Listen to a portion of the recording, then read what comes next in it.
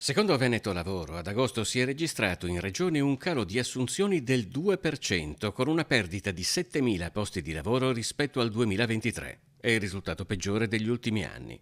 Ma nonostante questa battuta d'arresto, rimane il bilancio positivo di 77.000 posti guadagnati nel periodo compreso tra gennaio e agosto. Vista da Confapi Venezia, la situazione dell'economia regionale è in chiaroscuro. Riteniamo questo calo fisiologico e comunque il trend occupazionale positivo del 2024 rimane confermato. Vi sono però dei segnali, a giudizio di Confapi Venezia, negativi che vengono soprattutto dal sistema manifatturiero.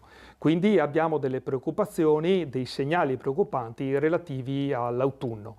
Quindi pensiamo a una ripresa di alcuni strumenti come la cassa integrazione. Confermata l'irreperibilità di alcune figure lavorative, specie quelle maggiormente professionalizzate, l'autunno potrebbe segnare un peggioramento del quadro occupazionale.